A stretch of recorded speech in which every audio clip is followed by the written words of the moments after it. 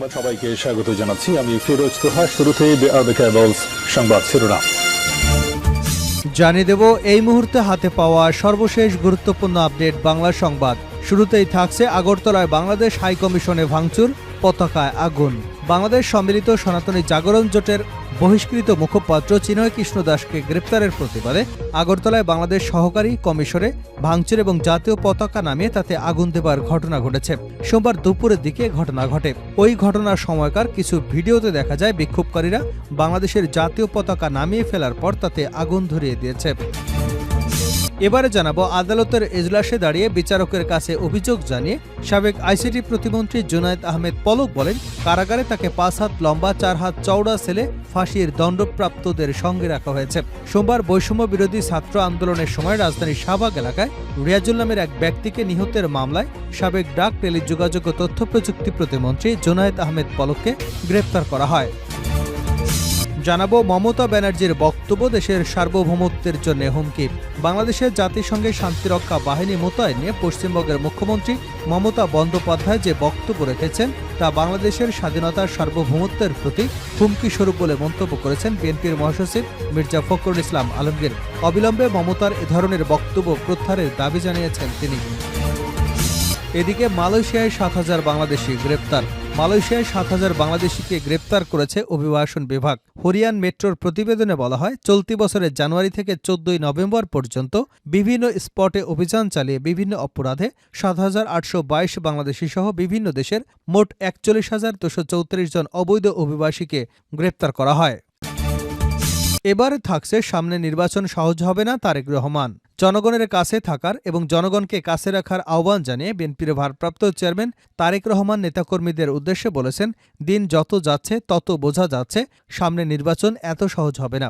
নির্বাচন অনেক কঠিন হবে। আমার কাছে মনে হচ্ছে সামনের যে নির্বাচন আমরা মোকাবেলা করতে যাচ্ছি, হতে পারে আমাদের একটি প্রতিপক্ষ অনেক দুর্বল হয়ে গেছে, তারপরেও এই নির্বাচন দেশের যে কোনো নির্বাচনের চেয়ে অনেক কঠিন হবে।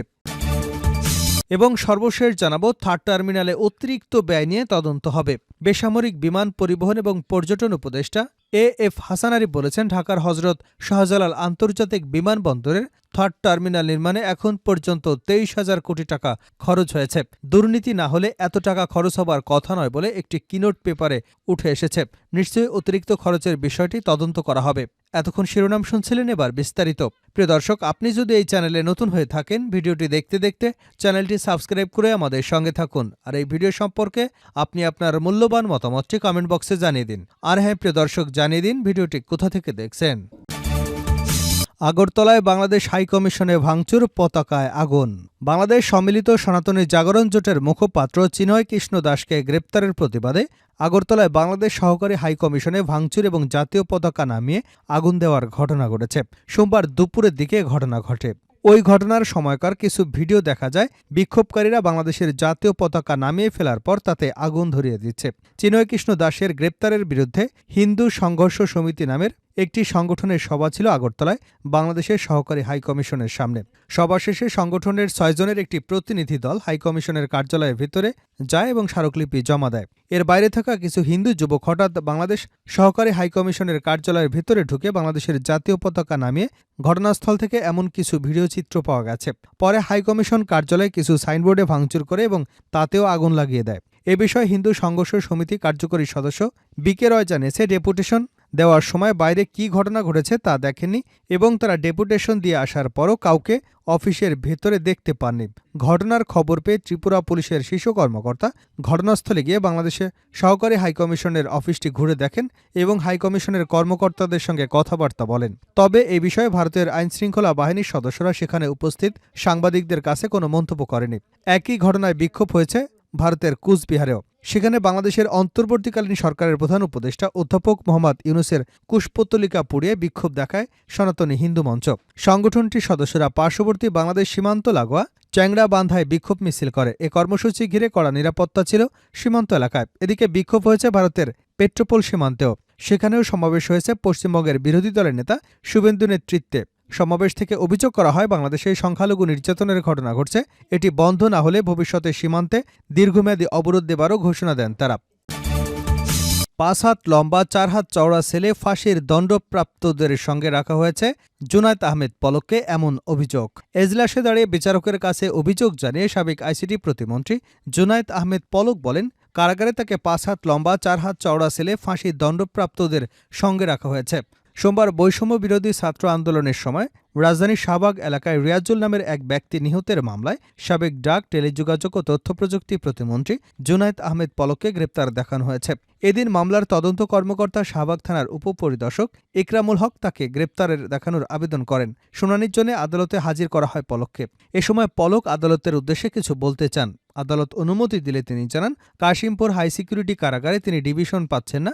5 হাত লম্বা 4 হাত চওড়া ছেলে তাকে রাখা হয়েছে। পরিবারের সঙ্গে সাক্ষাৎ সহ ফোনে কথা বলার সুযোগ পাচ্ছে না সে।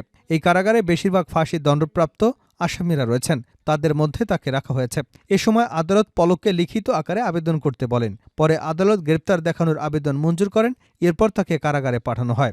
মামলার অভিযোগ থেকে জানা যায়, গত 4 আগস্ট ছাত্র জনতার আন্দোলনে রাজধানীর তোপখানা রোডে রিয়াজুলকে গুলি করা হয়। পরে তিনি ঢাকা মেডিকেল কলেজ হাসপাতালে চিকিৎসাধীন অবস্থায় মৃত্যুবরণ করেন। এ ঘটনায় 26 অক্টোবর রাজধানীর শাহবাগ থানায় মামলা করেন রিয়াজুলের পূর্ব পরিচিত বিলাল হোসেন। মমতা ব্যানার্জির বক্তব্য দেশের সার্বভৌমত্বের জন্য হুমকি ফখরুল। বাংলাদেশে জাতিসংঘের শান্তিরক্ষা বাহিনী মোতায়েন নিয়ে পশ্চিমবঙ্গের মুখ্যমন্ত্রী মমতা বন্দ্যোপাধ্যায় যে বক্তব্য রেখেছেন তা বাংলাদেশের স্বাধীনতার সার্বভৌমত্বের প্রতি হুমকিস্বরূপ বলে মন্তব্য করেছেন বিএনপির মহাসচিব মির্জা ফখরুল ইসলাম আলমগীর। অবিলম্বে মমতার এ ধরনের বক্তব্য প্রত্যাহারের দাবি জানান তিনি। সোমবার লন্ডন থেকে মুঠোফোনে গণমাধ্যমের কাছে দলের পক্ষ থেকে বিএনপির মহাসচিব এই প্রতিক্রিয়া ব্যক্ত করেন। মির্জা ফখরুল বলেন, সকালে কয়েকটি পত্রিকায় একটা সংবাদ দেখলাম যে ভারতের রাজ্য পশ্চিমবঙ্গের মুখ্যমন্ত্রী যে উক্তি করেছেন বাংলাদেশ সম্পর্কে, সে বিষয়ে আমি বক্তব্য না রেখে পারছি না। মমতা বন্দ্যোপাধ্যায় যে উক্তি করেছেন বাংলাদেশের শান্তিরক্ষী বাহিনী প্রেরণের, এটা সম্পূর্ণভাবে বাংলাদেশের স্বাধীনতার সার্বভৌমত্বের প্রতি একটি হুমকি স্বরূপ। আমরা মনে করি এই বক্তব্যের মধ্য দিয়ে নেতাদের যে দৃষ্টিভঙ্গি তা কিছুটা হলেও প্রকাশিত হয়েছে। তিনি বলেন, আমি মনে করি পশ্চিমবঙ্গের মুখ্যমন্ত্রী মমতা বন্দ্যোপাধ্যায়ের এই বক্তব্য অবিলম্বে প্রত্যাহার করা উচিত। এ ধরনের কোনো চিন্তা তাদের মধ্যে থাকা উচিত হবে না, কারণ বাংলাদেশের মানুষ মুক্তির যুদ্ধ করে স্বাধীন হয়েছে এবং সম্প্রতি একটা বিপ্লবের মধ্য দিয়ে গণতন্ত্রকে ফিরে পেয়েছে। এদেশের মানুষ যে কোনো মূল্যে এ ধরনের চক্রান্তকে রুখে দেবে। সোমবার বিধানসভার শীতকালীন অধিবেশনে যোগ দিয়ে তৃণমূল নেত্রী মমতা বন্দ্যোপাধ্যায় বাংলাদেশের ধর্মীয় সংখ্যালঘুদের নিরাপত্তা নিশ্চিত করতে প্রধানমন্ত্রী নরেন্দ্র মোদীর ব্যক্তিগত হস্তক্ষেপ চেয়েছেন। এনডিটিভি লিখেছে, বাংলাদেশে আন্তর্জাতিক খ্রিস্ট ভাবনামৃত সংঘ ইসকনের 3 জন পুরোহিত গ্রেপ্তার হবার খবরের মধ্য দিয়ে পশ্চিমবঙ্গের মুখ্যমন্ত্রীর এমন দাবি তুললেন। ফখরুল ইসলাম বলেন, বাংলাদেশের সাম্প্রদায়িক সম্প্রীতি ক্ষুণ্ণ হবার বা বিপন্ন হবার যে অলীক কাহিনী ভারতীয় মিডিয়া প্রচারিত করছে তা কোনোভাবে গ্রহণযোগ্য নয়। তিনি বলেন, আমরা বারবার বলছি, এখানে ভারতের সাংবাদিকরা এসেছিলেন, তারাও দেখেছেন। পশ্চিম বাংলা এবং ভারতের অনেক নামকরা সাংবাদিক এখানে এসেছিলেন। বাংলাদেশে এ ধরনের কোনো পরিস্থিতি নেই, অথচ ভারতবর্ষের মিডিয়া তাদের নেতারা যেভাবে সম্পূর্ণ এটাকে মিথ্যাচার করে প্রচার করছেন এবং বাংলাদেশের স্বাধীনতা সার্বভৌমত্বের প্রতি হুমকি দিচ্ছেন, তা কোনোভাবেই বাংলাদেশের মানুষ গ্রহণ করবে না। বিএনপির মহাসচিব বলেন, বাংলাদেশ সম্পর্কে অত্যন্ত দুর্ভাগ্যজনকভাবে যে কথাগুলো বলা হচ্ছে সেটা খুব পরিষ্কার যে ইসকনের সাম্প্রতিক ভূমিকা অত্যন্ত সন্দেহজনক, রহস্যজনক এবং বাংলাদেশের স্বাধীনতার সার্বভৌমত্বের প্রতি, বাংলাদেশের স্থিতিশীলতার প্রতি হুমকিস্বরূপ। মালয়েশিয়ায় 7,000 বাংলাদেশি গ্রেপ্তার। মালয়েশিয়ায় 7,000 বাংলাদেশিকে গ্রেপ্তার করেছে অভিবাসন বিভাগ। হরিয়ান মেট্রোর প্রতিবেদনে বলা হয়েছে, চলতি বছরের জানুয়ারি থেকে 14 নভেম্বর পর্যন্ত বিভিন্ন স্পটে অভিযান চালিয়ে বিভিন্ন অপরাধে 7,822 বাংলাদেশি সহ বিভিন্ন দেশের মোট 41,234 জন অবৈধ অভিবাসীকে গ্রেপ্তার করা হয়। গ্রেপ্তারদের মধ্যে সর্বোচ্চ ইন্দোনেশিয়ার 12,588 জন, মিয়ানমারের 7,112 জন নাগরিক গ্রেপ্তার। চলমান অভিযানে অবৈধ অভিবাসীদের গ্রেপ্তারের পাশাপাশি 1,600 জন নিয়োগকর্তাকে গ্রেপ্তার করে তাদের বিরুদ্ধে নেওয়া হয়েছে আইনানুগ ব্যবস্থা। ডেপুটি স্বরাষ্ট্রমন্ত্রী আরও বলেন, দেশের জনসাধারণের অভিযোগসহ চিহ্নিত হটস্পট অবস্থানগুলোতে প্রয়োগের উপর জোর দেওয়া হয়। তার টার্মিনালে অতিরিক্ত ব্যয় নিয়ে তদন্ত হবে হাসান আরিফ।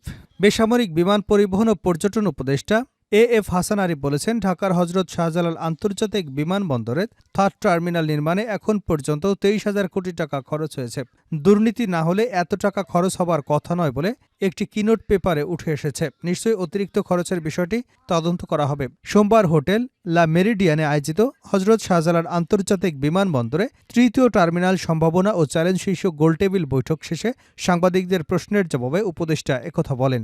এভিয়েশন খাতে কর্মরত গণমাধ্যম কর্মীদের সংগঠন aviation and tourism journalist forum of Bangladesh এটির আয়োজন করে। সাংবাদিকদের এক প্রশ্নের জবাবে উপদেষ্টা বলেন, সবকিছুতেই সংস্কার একটি বিষয় আছে। দুদক সংস্কার করবার জন্য পদক্ষেপ নেওয়া হয়েছে। প্রতিটি বিষয় যেটি বিগত 17 বছরে ঘটেছে সেগুলো শ্বেতপত্র আসছে, সেভাবে বিমানেরও শ্বেতপত্র আসবে। শ্বেতপত্র মানে শুধু অভিযোগই আনা না, এটি আত্মশুদ্ধির একটি প্রক্রিয়া।